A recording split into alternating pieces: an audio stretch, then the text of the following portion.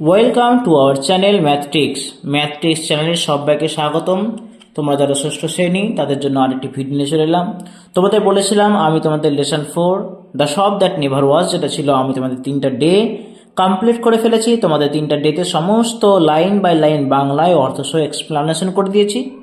এখন তোমাদের বলেছিলাম এই ভিডিওতে তোমাদের কি করব, অ্যাক্টিভিটিগুলো সলভ করে দেবো। তোমরা চটপট বই খাতা নিয়ে রেডি হয়ে যাও এবং দেখে নাও। চলো আজকে তোমাদের লেসন 4-এর যে অ্যাক্টিভিটিগুলো আছে আমি পরপর তোমাদের দেখিয়ে দেবো, বুঝিয়ে দেবো কীভাবে তোমরা অ্যান্সারটা লিখবে।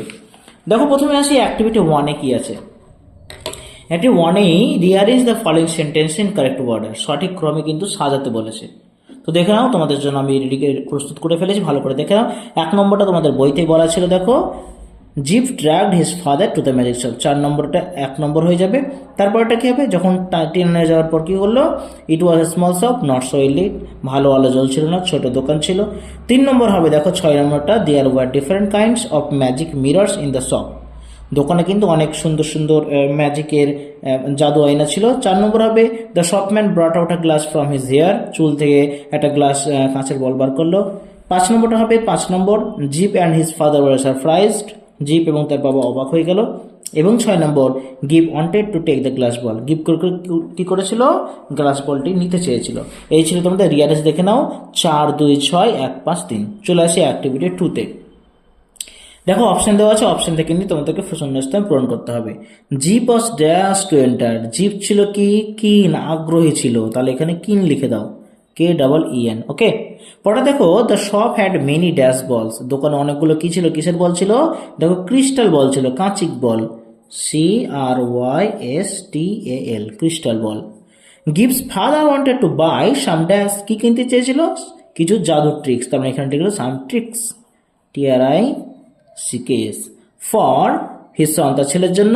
দ্য শপম্যান পারফর্মড অ্যান, কিরকম পারফর্ম করলো, অ্যাকশন ড্যাশ অ্যাকশন কি হবে, দেখো আনএক্সপেক্টেড অ্যাকশন, দেখো অ্যান আছে তার মানে কি ভায়োল দিয়ে শুরু হবে, তাহলে এখানে হবে আনএক্সপেক্টেড, অপ্রত্যাশিত, তাহলে এটা হয়ে যাবে আনএক্সপেক্টেড অ্যাকশন।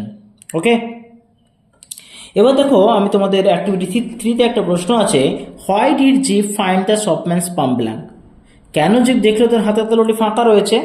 তাহলে এখন অ্যান্সারগুলো পরপর দেখিয়ে দিই তোমাদের। দেখো এখানে বলা হয়েছে, দেখো অ্যাক্টিভিটিতে অ্যান্সারটা লিখে রেখেছি, Gip found the shopman's palm blank, Gip দেখলো তার হাতের তালু ফাঁকা, because the shopman was a magician, দোকানদারটা ছিল একটা জাদুঘর, অ্যান্ড হিজ শোজ, এবং সে দেখাচ্ছিল it as a magic trick, একটা জাদুর ট্রিক হিসেবে সেটা দেখাচ্ছিল, হুইচ হি অ্যাকাস্টমড, যেটা সে আশাই করতে পারেনি। ওকে, যেটা সে রপ্ত করে ফেলেছিল। ওকে, যে ট্রিকটা। চলে আসি অ্যাক্টিভিটি 4-এ চলে আসি। দেখো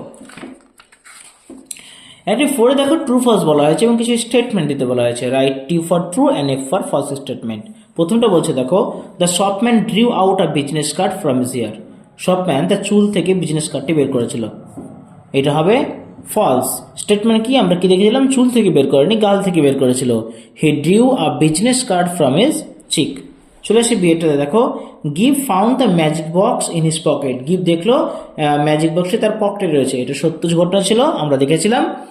স্টেটমেন্ট হবে it's in your pocket, he said give discover the box with surprise, তোমাদের লাইনটা কিন্তু বইতে আছে, তুলে দেবে।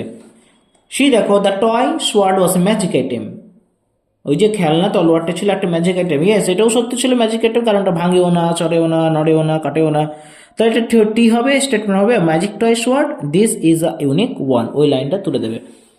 দ্বিতীয় দেখো বলেছে the narrator found his full name on the magic box, narrator দেখলো, কত দেখলো, পুরো নামটি রয়েছে ম্যাজিক বক্সে। আচ্ছা এটা কি হবে, ট্রু না ফলস, এটা ফলস, কারণ বলো তো ন্যারেটারটা কিন্তু নাম ঠিকানা লেখা ছিল না, ছিল কিন্তু জিপের লেখা, তাই না, তাহলে স্টেটমেন্ট এটা ফলস হবে। স্টেটমেন্ট হবে and there it was in brown paper tied up and with Gip's বা গিভস full name and address on the paper, এই যে তোমাদের লাইনটা আছে দেখে নাও, এখানে লেখা আছে গিভস ফুল নেম, গিপের নাম লেখেছিল, কথা কিন্তু নয়, সো এটা হবে ফলস। চলে আসে দেখো অ্যাক্টিভিটি 5-এ প্রথম প্রশ্ন কি ছিল দেখে নাও। বলছে why was Zip surprised, Zip কেন অবাক হয়েছিল। দেখো জিপ ওয়াজ সারপ্রাইজড, এরপর কি যখন হয় যে প্রশ্ন থাকবে তোমাদেরকে বিকজ দিয়ে আনসার লিখতে হবে। তাহলে লিখো Zip was surprised because he discovered the magic box in his pocket which was said by the shopman. যেটা দোকানদার বলেছিল যে ম্যাজিক বক্সটা তোমার পকেটে আছে, ঠিক পকেটেই ছিল, তাই জিপ কিন্তু অবাক হয়ে গিয়েছিল। Question number B, why did the narrator fail to find out the cost of the magic item? কথক কেন ব্যর্থ হলেন? ম্যাজিক আইটেমগুলোর দাম জানতে কেন ব্যর্থ হলেন? কারণ দোকানদার মনোযোগই দেয়নি। The narrator failed to find out the cost of the magic items because the shopman did not pay attention to him. দোকানদার তার উপর কোনো মনোযোগই দেয়নি। সি দেখো, what items did the shopman show to Zip? কোন কোন জিনিসগুলো দোকানদার গিফটকে দেখিয়েছিল? দেখো খুব ছোট্ট করে লিখে দিয়েছি, তোমাদের সহজেই মুখস্থ হয়ে যাবে বা তোমরা বুঝে নিতে পারবো। দেখো লেখা আছে the shopman showed Gip magic train, clockwork and a box of soldiers. Okay, খুব সুন্দর, খুব সহজ অ্যান্সার। ডিতে চলে এসো। What was the cause of the narrator's amazement? কথকের অবাক হওয়ার কারণটা কি ছিল? কি ছিল বলো তো কথকের অবাক হওয়ার কারণটা? কারণ সব কিছু তো ম্যাজিক হচ্ছে না। The cause of the narrator's amazement was the shopman's magic. বলছে যে কথকের অবাক হওয়ার কারণ ছিল দোকানদারের ম্যাজিক, জাদু দেখানোটা। How he wave the box in the air, কিভাবে সে বাক্সটাকে আকাশে ছুড়ে দিল। And there it was in brown paper tied up with Gip's full name and address on the paper. কিভাবে ব্রাউন পেপারে মুড়ে গেল এবং সেখানে গিফের পুরো নাম ঠিকানা লেখা ছিল, সেটা দেখেই কিন্তু কথক কিন্তু অবাক হয়ে গিয়েছিল। চলে আসে অ্যাক্টিভিটি 6। দেখো এখানে তোমাদের আরেকটা আইটেম দিয়েছে, নতুন আইটেম, কজ অ্যান্ড এফেক্ট। দুটো ঘর দেওয়া আছে, কজ মানে কারণ, এফেক্ট মানে ফল। কারণ দেওয়া থাকলে তার ফলে কি হলো সেটা লিখতে হবে, ফল দেওয়া থাকলে তার কারণটা কি সেটা লিখতে হবে। প্রথম দুটো কজ দেখতে পাচ্ছি, তার জন্য আমাদেরকে এফেক্টটা কিন্তু লিখতে হবে। প্রথম কজটা কি, the narrator thought that his son would be frighten. কথক ভাবলো তার ছেলে ভয় পেয়ে যাবে, তাই না? তার ফলে কি হয়েছিল দেখো, ফলটা আমি লিখে গেছি, তোমরা এই বাক্স তোমরা কিন্তু লিখে নিবে বা খাতায় নোট ডাউন করে নাও। কি হবে, he cried that a drum was taken off from Gip. সে চিৎকার করলো যে ড্রামটা যেন জিপের ওপর থেকে তুলে নেওয়া হয়। ওকে, চলে আসি পরেরটাতে। দেখো দেখো সেকেন্ড কজটা ছিল Gip's father jumped at the shopman. জিপের বাবা কি করলো, দোকানদার উপর ঝাঁপিয়ে পড়লো, তার ফলে কি হলো, he fell into utter darkness and had collided with a man. সে কি করলো, একটা অন্ধকার জায়গায় পড়ে গেল এবং একটা লোকের সঙ্গে ধাক্কা খেলো। চলে আসে কোশ্চেন নাম্বার সি। সিতে দেখো এফেক্ট দেওয়া হয়েছে, the narrator call for a cab. Kathak taxi ডাকলেন, তার কারণ কি? তার কারণ কি, his mental state was not normal. তার মানসিক অবস্থা কিন্তু সাধারণ ছিল না, নর্মাল ছিল না। ওকে, অস্বাভাবিক ছিল না। His mental state was not normal. শেষেরটা দেখো, গিভস father went up and down Regent Street looking for the magic shop. বলছে জিপের বাবা অনেকবার রিজেন্ট স্ট্রিটে যাওয়া আসা করেছে সেই ম্যাজিক দোকানটা খোঁজে। তার কারণ কি? কারণ বাবা তো কোনো টাকাই দেয়নি, সে টাকা দেওয়ার জন্যই কিন্তু ম্যাজিক শপ খুঁজেছিল। ওই জন্য লিখতে হবে he have not paid for the magic items. Okay, চলে আসি অ্যাক্টিভিটি 7। প্রথম প্রশ্ন বলা হচ্ছে, what did the shopman do with the drum? দোকানদার ড্রাম নিয়ে কি করলেন? দেখো answer, the shopman put the drum over Gip. দোকানদার কি করলেন, ড্রামটা জিপের উপর অর্থাৎ গিফের উপর চাপিয়ে দিলেন। বিটা দেখো, why did the narrator think that his son would be frightened? কত কেন ভাবলেন যে তার ছেলে ভয় পেয়ে যাবে? এই যে দেখে নাও, the narrator thought that his son would be frighten. এটা কিন্তু কোশ্চেন লাইন, তুলে নিতে কোনো সমস্যা নেই, যে কথা ভাবলেন যে তার ছেলে ভয় পেয়ে যাবে। এবার বিকজ দ্য অ্যান্সারটা লেখো, কি লিখবো, the shopman put the big drum over his head. দোকানদার তার মাথায় ড্রামটা চাপিয়ে দিয়েছিল, ফর শোজ ম্যাজিক ট্রিক্স, জাদু করার জন্য। And he was not accustomed with it, এবং সে মানে জিপ এর প্রতি অভ্যস্ত ছিল না। ওই জন্য কত ভেবেছিল যে হয়তো তার ছেলে ভয় পেয়ে যাবে। C number, where did the narrator again find his Son?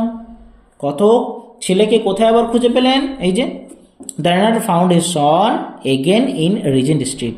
Regent স্ট্রিটে খুঁজে পেলেন। অ্যাক্টিভিটি 7 শেষ প্রশ্ন, what was the mental state of the narrator? কথকের মানসিক অবস্থা কেমন ছিল? The mental state of the narrator was not normal. স্বাভাবিক ছিল না।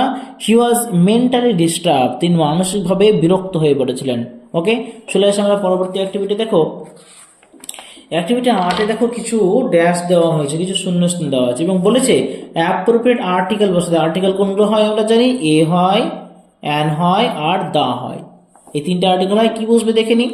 Last week I saw dash one day cricket match. দেখো এটা ভাওয়েল দিয়ে শুরু আছে, নর্মালি ভাওয়েল দিয়ে শুরু হলে অ্যান বসে, বাট ওয়া বা ইউ উচ্চারণ থাকলে কিন্তু অ্যান বসে না, এখানে বসবে ই। I saw a one day cricket match between India and Australia. B number দেখো, there is university in our strict, দেখো ইউ উচ্চারণ হলেও কিন্তু অ্যান বসে না, এখানে বসবে আ ইউনিভার্সিটি। সি দেখো ব্রুটুস ইজ ড্যাশ অনারেবল ম্যান, দেখো এইচ কিন্তু সাইলেন্ট, দেখে লাগছে কনসোনেন্ট বাট এইচ কিন্তু সাইলেন্ট, উচ্চারণ হয় না, ভাওয়ালের মতো উচ্চারণ হয় অনারেবল, তাহলে ভাওয়ালে যদি উচ্চারণ হয় তাহলে অ্যান বসবে, তাহলে এখানে অ্যান বসাও, Brutus is an honourable man. D number she arrive dash hour late, সে এসেছিল ঘন্টাখানিক লেটে, দেখো এখানেও কিন্তু এইচ সাইলেন্ট আওয়ার, তার মানে এখানেও কিন্তু অ্যান বসবে। ওকে, তাহলে প্রথমটা হলো এ, তারপরে এ অ্যান, তারপরে an, she arrived an hour late. দেখো এখানে নয়ের এতে কিন্তু বলা হয়েছে make meaningful sentence of your own, তোমার ইচ্ছে মতো তোমার অর্থপূর্ণ একটা বাক্য তৈরি করে শব্দগুলো দিয়ে, তো খুব সহজেই তোমাদের মুখস্থ হয়ে যাবে। দেখো কত সহজ করে তো তোমাদের আমি করিয়ে দিয়েছি। প্রথমটা বলা হয়েছে প্রিভেন্ট, প্রিভেন্ট মানে কি বাধা দেওয়া বা রক্ষা করা। ট্রিজ প্রিভেন্ট সয়েল ইরোশন, গাছেরা মাটি ক্ষয় রোধ করে। তারপরে disappear, the magician disappeared for a file, magician মানে জাদুকর কিছুক্ষণের জন্য অদৃশ্য রইলেন। স্টেয়ার্ড মানে তাকিয়ে থাকা, Jaya stared at the man, Jaya একটি ছোট্ট মেয়ে সে ওই লোকটার দিকে তাকিয়ে রইল। Parcel, the delivery boy gave me 2 parcel, parcel মানে পূর্ণ দেবো পার্সেল, ডেলিভারি বয় ছেলেটা কি করলো আমাকে 2টো পার্সেল দিয়ে গেল। ওকে চলো এবার 9B তে কি আছে দেখো, 9B তে বলা হয়েছে find words from the text which are similar in meaning, অর্থের দিক থেকে একই রকম, টেক্সট থেকে তোমাকে মানে খুঁজতে হবে। প্রথমটা বলা হয়েছে দেখো ফ্রাইটেন, ফ্রাইটেন মানে ভয় পেয়ে যাওয়া, তাহলে এটা হবে scared. At a particular moment, একটা নির্দিষ্ট মুহূর্ত, সেটা হবে ইনস্ট্যান্ট। শোয়িং মানে দেখানো, সেটা হবে ডিসপ্লেইং। এবং রিলেটিং টু দ্য মাইন্ড, মনের সঙ্গে সম্পর্কিত, সেটা হবে মেন্টাল। ওকে, তাহলে আজকে তোমাদের এই ভিডিওতে তোমাদের সমস্ত অ্যাক্টিভিটি লেসন 4-এর দ্য সব দ্যাট নেভার ওয়াজ থেকে 1 থেকে 9 এই পর্যন্ত সবগুলো অ্যাক্টিভিটি তোমাদের দেখিয়ে দিলাম। আশা করি তোমাদের বুঝতে পেরেছো, ভালো লেগেছে। অবশ্যই চ্যানেলটিকে লাইক এবং শেয়ার সঙ্গে সাবস্ক্রাইব করে দেবে। দেখা হচ্ছে পরের ভিডিওতে, ততক্ষণে গুড বাই।